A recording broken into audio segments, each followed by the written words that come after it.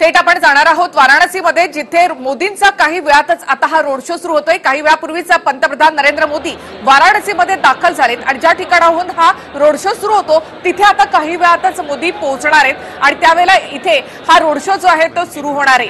प्रचंड मोठी गर्दी या ठिकाणी आहे या रोड शो साठी।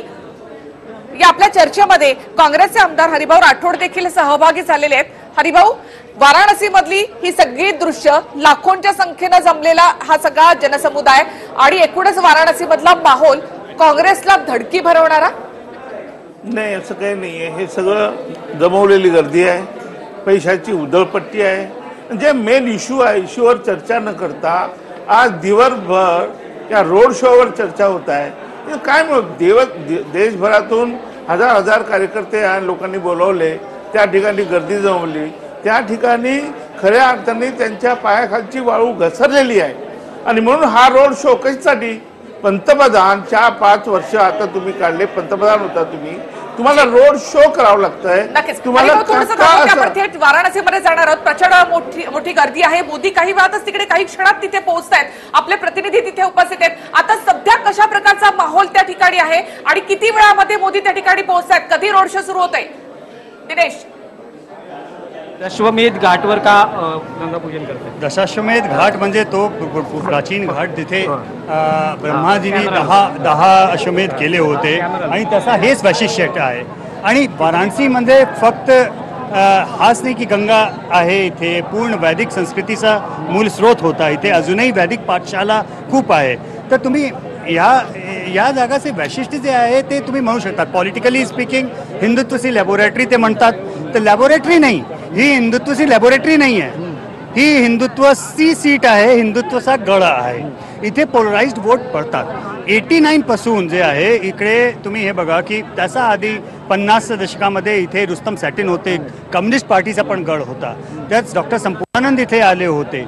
त्यांचा म्हणजे जिथे जनसंघाचा प्रभुत्व पुष्कळ नंतर आला, आधी नव्हता।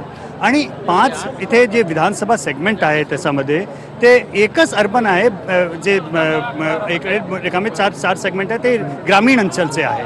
आणि ह्या पूर्ण वाराणसी लोकसभा एरिया ज्याला म्हणतात त्याच्यामध्ये समाजवादी पार्टी पण खूप स्ट्रॉंग आहे, BSP से स्ट्रॉंग आहे आणि अपना दलचे खूप मोठे। अपना दलचा आपल्या महाराष्ट्रामध्ये लोकांना जास्त कळेल नसेल, पण ते BJPचे अलायन्स पार्टनर आहे, जे अनुप्रिया पटेल आहे, ते युनियन मिनिस्टर पण आहे। आणि एक असेंब्ली सेगमेंटमध्ये अपना दलचा कंट्रोल होता। तर अपना दल म्हणजे ते BJPचे इन्शुरन्स पॉलिसी सारखा तुम्ही विचार करा की आता त्या असेंब्ली सेगमेंटचे इतके कुर्मी वोट आहे, ते पूर्ण लॉक स्टॉक अँड बॅरल BJPला येतात। पण ते नाही आले तरी या सीटवरती कोणालाही BJPने तिकीट दिला असता तो विजयी झाला असता। आता पंतप्रधान झाले तर ते वेगळं वैशिष्ट्य आहे। तर त्याच्यानंतर एक आणि की अपोजिशननी पूर्ण वॉकओव्हर देऊन दिला। अजय रायला जे काँग्रेसने तिकीट दिला ते इकडचे जुने MLA राहुल शुक्ले BJPचे मेंबर होते, MLA होते, त्याच्यानंतर समाजवादी पार्टीचे होते, ते स्वतंत्र उमेदवार म्हणूनही अपक्षही होऊन इथकडनं जिंकून गेले होते, मंत्री होते। तर पुशओव्हर कॅन्डिडेट नाही आहे। पण इथे जे पोलराइज्ड ॲटमॉस्फिअर आहे, तर अरविंद केजरीवाल जेव्हा 2014मध्ये आले त्यावेळेला अजय राय 3rd राऊंडवरती घेऊन गेले, का की सगळे मायनॉरिटी वोट एका संघात अरविंद केजरीवालला गेले होते इकडे। आता महागठबंधननी अरविंद केजरीवाल तर परत आलेच नाही, 5 वर्ष आधी जे आलो त्याच्यानंतर कोणी बघितलाही नाही इथे। आणि माझी खूपच एक बनारसी होऊन माझी खूप अत्यंत इच्छा होती की त्यांना एकदा यावा, बनारसचे लोकांचं अभिनंदन करायला। एक मौका तर बनारसचे लोक जितके वोटर आहेत त्यांना पण मिळालं पाहिजे त्यांचं अभिनंदन करायकरता, तर त्यांना एकदा यायचं आहे ते। दुसरं आहे की जे काँग्रेसने कॅन्डिडेट दिला ते ठीक आहे, डिफॉल्ट नंबर 2 होणार। जे अरविंद केजरीवालला 5 वर्ष आधी वोट मिळाले होते ते वोट काँग्रेस कॅन्डिडेटला मिळते। महागठबंधनचा जे कॅन्डिडेट आहे त्याची काय दुर्गती मी तुम्हाला हे सांगतो।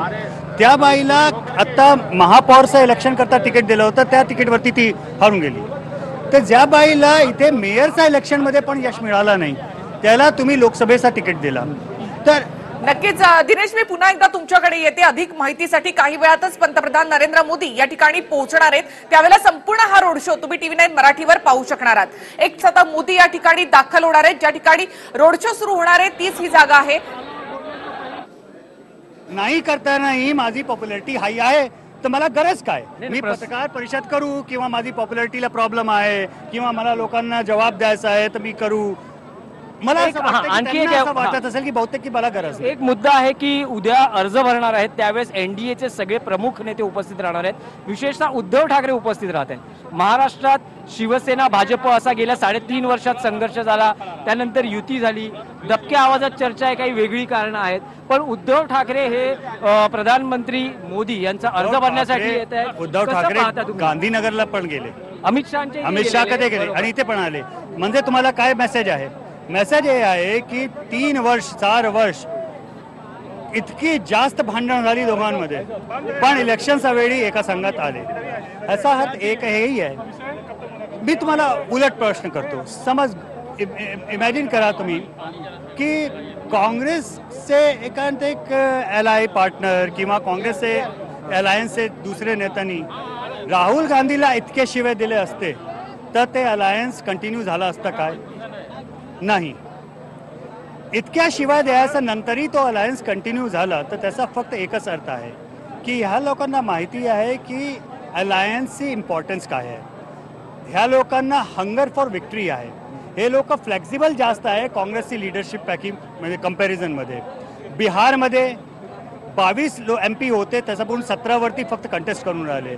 तिथे आपली निशे केली तिथे आणि गेले आणि सगळा माफीनामा करून की नाही आम्ही सांगत भेटूया, सांगत इलेक्शन कंटेस्ट करूया. तेच त्या लोकांनी महाराष्ट्रात केलं. ठीक आहे, तुम्हाला वाटत असेल की काय इतक्या भांडण झाला आणि अलायन्स झाला, पण मी एक चुनाव विशेषज्ञाचा प्रामाणिकतेने बघतो तर मला असं वाटतं की हंगर फॉर विक्ट्री ते ह्या लोकांमध्ये जास्त आहे. द किलर इन्स्टिंक्ट ज्याला म्हणतात ते ह्या लोकांमध्ये जास्त आहे. पण असंही एक म्हटलं जातं आहे की समजा जर बहुमत मिळालं नाही, 220 225 पर्यंत जर थांबले आणि बहुमताच्या दिशेने जेव्हा जुळवाजुळव सुरू होईल, वाटतं शिवसेना तुमच्या बरोबर राहील किंवा शिवसेना मोदी यांना प्रधानमंत्री म्हणून पाठिंबा देईल किंवा नवीन नाव पुढे येऊ शकतं? शिवसेनाचा पूर्ण इंटरेस्ट महाराष्ट्रामध्ये. त्यांना सगळ्यात जास्त त्रास जे झाला आहे ते की महाराष्ट्राचे मुख्यमंत्रीचं पद त्यांच्या जवळ आला नाही. मला असं वाटतं की महाराष्ट्राचं मुख्यमंत्रीचं पद ते त्यांची इन्शुरन्स पॉलिसी आहे. BJPला जास्तपैकी जास्त काय करावं लागेल, त्यांना महाराष्ट्राचे मुख्यमंत्रीचं पद द्यावं लागेल आणि इकडे 100% त्यांचा सपोर्ट कंटिन्यू राहणार. याच्यापैकी जास्त काही त्याच्यामध्ये इक्वेशन डोक्याला लावायसाठी आहे नाही. पण असं म्हणतात की लोकसभा निवडणुकीत जरी युती झाली असली तर कदाचित विधानसभा निवडणुकीत दोन्ही पक्ष वेगवेगळे लढतील. एक स्ट्रॅटेजी असू शकते, पुन्हा एकदा युती तुटू शकते, अशी शक्यता असेल किंवा BJPनी असं म्हटलं की आम्ही तुम्हाला मुख्यमंत्री पद देणार नाही, त्यावेळीला तसं शक्यता असेल. असं अजून असं वाटत नाही का की हाराकिरी होणार. त्यांना शिवसेनेला पण माहिती आहे, उद्धव ठाकरे पण माहिती आहे की कितीही शिवे दिले पण एकटा गेले तर स्वतःची हाराकिरी होऊन जाणार आहे. त्यांना पण हे माहिती आहे. तेव्हाच ते आता फक्त थोडक्यात उत्तर हवं आहे की ज्या पद्धतीने राज ठाकरे सध्या नरेंद्र मोदींवर हल्ला करतायत, तुम्ही कसं पाहता? 2014ला पाठिंबा दिला होता पण आता ते मोदी यांना समर्थन देत नाही आहेत, त्यांच्या योजनांवर जोरदार हल्ला करता आहेत, त्यांच्या त्रुटी काढता आहेत बाहेर. फ्लेक्झिबल आहे त्यांचा पण वोट. इलेक्शनच्या नंतर ते लोक काय घेणार, ते काय त्यांचा रुख राहणार आहे ते पण तेव्हाच कळेल. मला इतकं फक्त माहिती आहे की everything is possible and anything is possible. Thank you. नक्कीच दिनेश, मी पुन्हा एकदा तुमच्याकडे येईन आणि यशवंत देशमुख पुन्हा एकदा आपल्याशी जोडले जातील, अपेक्षा करूयात आपण. वाराणसीमधली ही प्रचंड गर्दी आपण पाहतोय. काही क्षणातच मोदी या ठिकाणी पोहोचतील आणि या रोड शोला सुरुवात होणार आहे. तुम्हाला देखील प्रतीक्षा आहे या रोड शोची. सगळ्यात आधी हेमंत देसाई, मी तुमच्याकडे येते. ही सगळी गर्दी पाहिल्यानंतर यामधून काय नेमकं विश्लेषण कराल या सगळ्याचं? ही केवळ उत्तर प्रदेशसाठी जमवलेली नाही, तर संपूर्ण देशामध्ये असा मेसेज देण्याचा प्रयत्न आहे की आमचा विजय झालेलाच आहे. आता निवडणुका होत न होत आमचा विजय तय आहे. आता बांदाला त्यांची सभा झाली आणि त्याच्या अगोदरच्या प्रत्येक सभेत त्यांनी सांगितलंय की हे आता आम्हाला चॅलेंजही देऊ शकत नाही आणि यानंतरच्या 5 वर्षामध्ये आम्ही काय करणार त्याचा सगळा आमचा प्लॅन नक्की आहे. एवढंच नव्हे तर सेक्रेटरीनं सुद्धा त्यांनी कामाला लावल्या, अशा सुद्धा बातम्या प्रसिद्ध झालेल्या आहेत. हा जो मेगा इव्हेंट आहे, अशा प्रकारचा मेगा इव्हेंट मला आठवत नाही की जेव्हा काँग्रेसचं इतकं सातत्याने राज्य येत होतं, सोनिया गांधी असतील, राजीव गांधी असतील, इंदिरा गांधी यांच्या, असं कधीही मेगा इव्हेंट झाला नाही. आता हा जो खर्च आहे, तुम्ही जे आता त्यांना ओवाळण्याची ती ताटं साधी दाखवली, प्रत्येक केवढा खर्च येतो हा.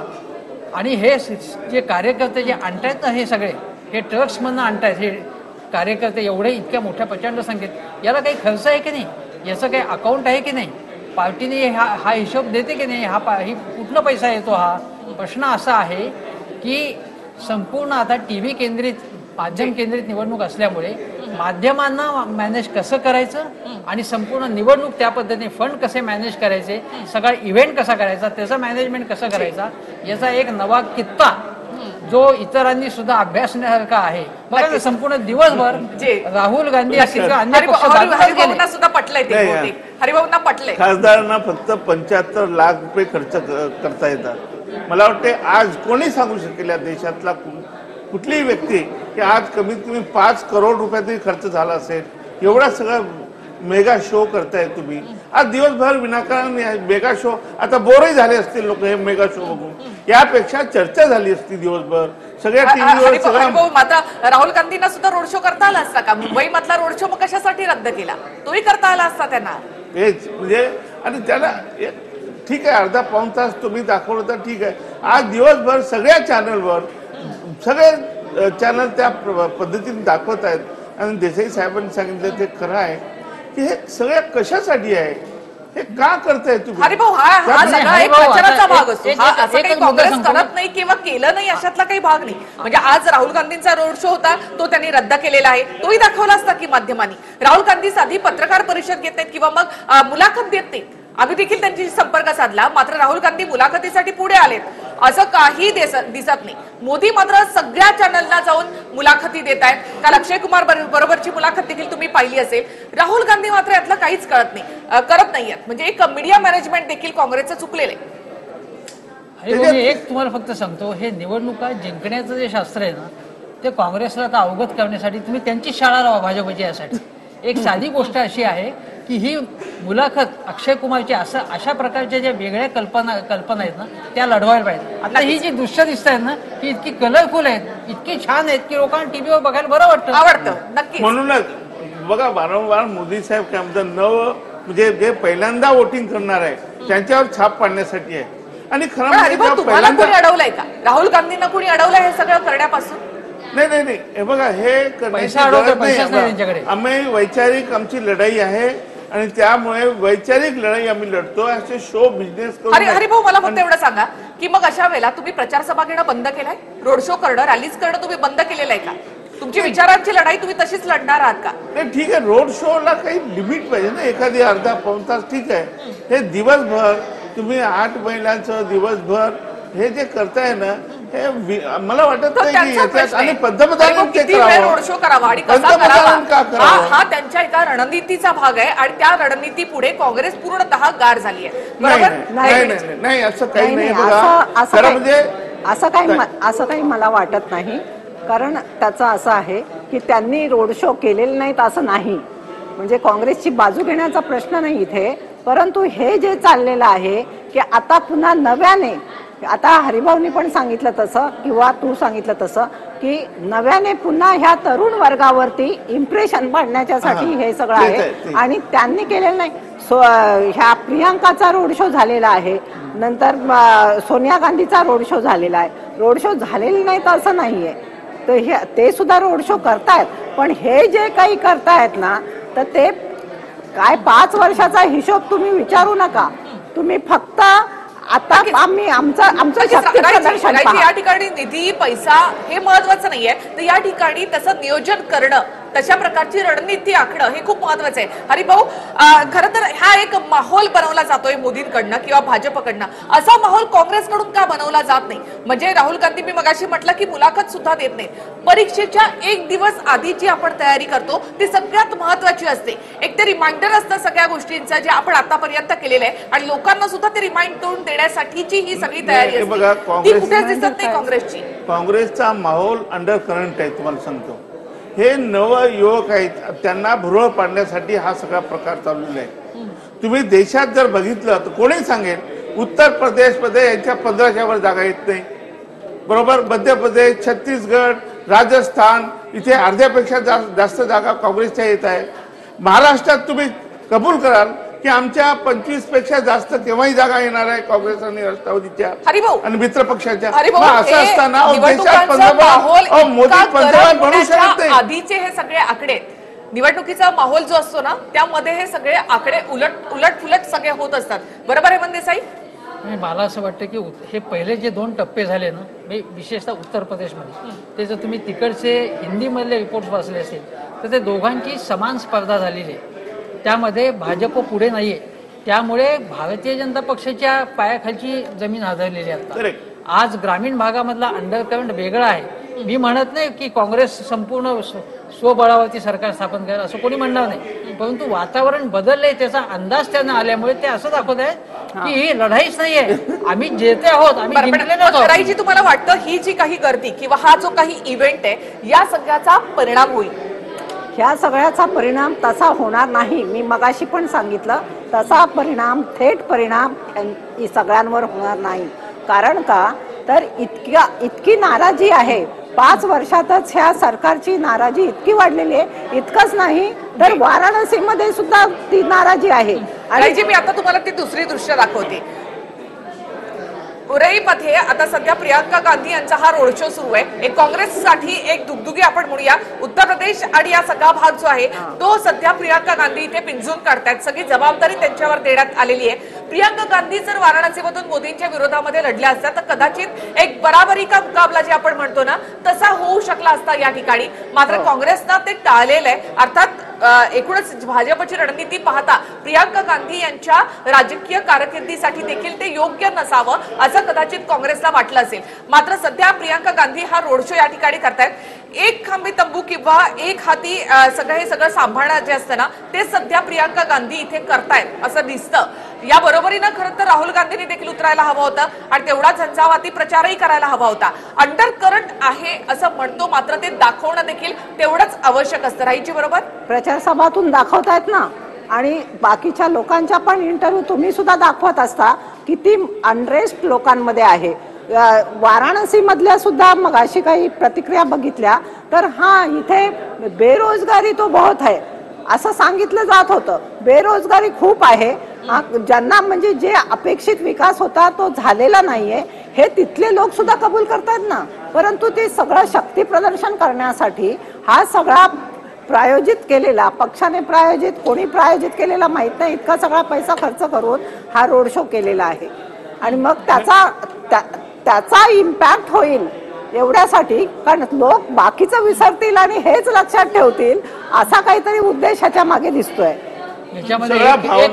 एक पॉईंट सांगू का? नक्कीच आपल्या बरोबर भाजपचे आमदार आणि प्रवक्ते राम कदम देखील सहभागी झालेले आहेत. राम कदम, स्वागत तुमचं TV9 मध्ये. वाराणसी मधले दृश्य तुम्हीही पाहत असाल आणि पुन्हा एक जे राईचे मगाशी तुम्ही म्हणत होतात ना की या सगळ्यामध्ये ब्रँडिंग सुद्धा तेवढंच महत्वाचं असतं. म्हणजे मार्केटमध्ये जसं प्रत्येक वस्तूचं ब्रँडिंग केलं जातं तसंच इथेही ब्रँडिंग तेवढंच महत्वाचं आहे. जेवढे मुद्दे आहेत मुद्दे कोणीच नाकारत नाही, मात्र माहोल बनवणं, आपल्याकडे लक्ष वेधून घेणं ही जी काही कला भाजपला अवगत झालेली आहे, मोदींना अवगत झालेली आहे, ती मात्र अजून काँग्रेसला अवगत झाली आहे असं काही दिसत नाही. राम कदम, वाटतं तुम्हाला तुमच्या या रोड शो मुळे काँग्रेसला धडकी भरेल? निखिला, एका प्रश्नाचं उत्तर या ठिकाणी उपस्थित असणाऱ्या पत्रकार वक्त्यांकडून अपेक्षित आहे. जर रोड शोला प्रचंड गर्दी झाली, प्रचंड म्हणजे भारतात भूतोन भविष्यती असा रोड शो झाला तर त्याच्यावरही आपण टीका करायची. म्हणजे राहुल गांधीच्या रोड शोला लोक येत नाहीत, प्रियंका गांधीच्या रोड शोला लोक येत नाहीत, शरद पवारांच्या सभेला लोक थांबत नाहीत, पण मोदीजींचं नाव ऐकून त्या ठिकाणी घरातली सगळी कामं सोडून लोक रस्त्यावर उतरतात, उत्स्फूर्तपणे उतरतात. हा खऱ्या अर्थाने तुम्ही गर्दी जमवा, लोकांच्या मनामनावर जे राज्य केलं त्या राज्याचा, आणि अशा प्रकारच्या गर्दी जमून माझं पूर्ण झाल्यावर आपण बोललात तर सगळं राहील. राठोड साहेब, माझं झाल्याच्या नंतर आपण बोला, आपल्यामध्ये मी येत नाही. गर्दी पूर्ण ती जमवलेली गर्दी बाहेरून लोकांच्या मनामनावर मोदीजींनी जे राज्य केलं, वाराणसीचे लोक आहेत का? राठोड साहेब पूर्ण झाल्यावर माझं बोला. राठोड साहेब माझं पूर्ण झाल्यावर बोला. वाराणसीला आपण किती गेला राठोड साहेब मला माहित नाही, पण मी तुम्हाला सांगतो माझ्या घाटकोरमधलं एकही घर म्हाताऱ्या आईवडिलांचं चुकलं नाही की ज्यांना मी काशीला वाराणसीला नेलं नाही. त्यामुळे काशीची मला वाराणसीची गल्ली मला माहिती आहे. एक उदाहरण म्हणून तुम्हाला सांगतो या ठिकाणी की जे काशीचं जे विश्वनाथाचं मंदिर आहे त्या मंदिराच्या छोट्या छोट्या गल्ल्या होत्या आणि तिथे इतकी वाईट दुरावस्था होती. इतकं प्राचीन पुरातन मंदिर, पण एवढं पुरातन मंदिर असून देखील त्या ठिकाणी म्हातारे वयस्कर आईवडील हरवले जायचे कारण छोट्या छोट्या गल्ल्या होत्या. म्हणजे अशी गल्ली की त्या गल्लीमधून एखाद्या माणसाचं प्रेत काढणं सुद्धा मुश्किल होईल. आणि आज तुम्ही बदललेली काशी जाऊन पहा, काम सुरू आहे त्या ठिकाणी. तर एक नाही 100 गोष्टी त्या ठिकाणी केल्यात. तर त्याच्यामुळे लोकांच्या मनामनावर राज्य केलं मोदीजींनी आणि ते मनामनावर केलेली राज्य ती सगळी जनता आशीर्वाद देण्यासाठी रोडवर आलेली आहे. आता याला बाकीच्यानी कुठल्या चष्म्याने घ्यायचं तो भाग आहे, पण या महा रोड शोचा पुरा देशभरात दोन्ही दृश्य आपण हरिभाऊ मी तुम्हाला मुद्दा म्हणून दोन्ही दृश्य दाखवते. एक मोदींच्या रोड शोची तयारी, काही वेळातच मोदी पोहोचतील. दुसरा शो आहे तो म्हणजे प्रियांका गांधींचा रोड शो आहे. जल्लोन मधला हा रोड शो आहे आणि तिथे देखील तेवढीच गर्दी आहे. दोन्ही हे रोड शो हे युपी मध्येच आहेत कारण युपी टार्गेट करण्यात आलेलं आहे दोन्ही पक्षांकडनं. हरिभाऊ तुम्ही मगाशी म्हणालात की गर्दी जमवलेली आहे मोदींच्या ह्याला, तेच आपण प्रियांका गांधींसाठी नाही तुम्ही असं नाही म्हणू शकत. कारण काय हे बघा, हे निश्चित हा फरक जो आहे ही उत्स्फूर्त जमलेली स्थानिक गर्दी आहे आणि त्या लोकसभेतल्या लोकांची गर्दी आहे आणि वाराणसी लोकसभेच्या बाहेरची गर्दी आहे. हे तुम्ही समजून घ्या. हे लोकसभा जी वाराणसी लोकसभा आहे ना त्याच्यातल्या बाहेरचे हे लोक आहेत. आपल्या महाराष्ट्रातले धुळे, चंद्रपूर, नागपूर, वर्धा इथून हजार कार्यकर्ते गेले आणि म्हणून जालोन मधला हा जो काही रोड शो आहे त्यासाठी देखील तसं म्हणू शकतो. 100%.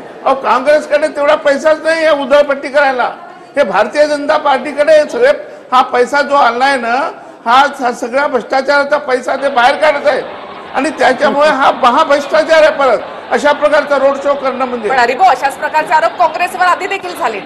नाही काँग्रेसचा असं बघा, काँग्रेसचं मी तुम्हाला सांगितलं की स्थानिक गर्दी आहे, त्या लोकसभेच्या लोकांची गर्दी आहे. दृश्य आपण पाहतो योगी आदित्यनाथ देखील या ठिकाणी पोहोचलेले आहेत आणि काही वेळातच आता पंतप्रधान नरेंद्र मोदी देखील या ठिकाणी पोहोचतायत. वाराणसी विमानतळावर काही अर्ध्या तासापूर्वीच ते पोहोचलेत आणि आता ज्या ठिकाणाहून रोड शो सुरू होणार आहे तिथे मोदी पोहोचतायत. योगी आदित्यनाथ या ठिकाणी पोहोचले, जे पी नड्डा त्यांच्या सोबत आहेत. दिनेश थेट तुमच्याकडे ते आता नेमकं काय सुरू आहे तिथे? योगी आदित्यनाथ, जे पी नड्डा तिथे पोहोचलेत. मोदी किती वेळामध्ये पोहोचतायत?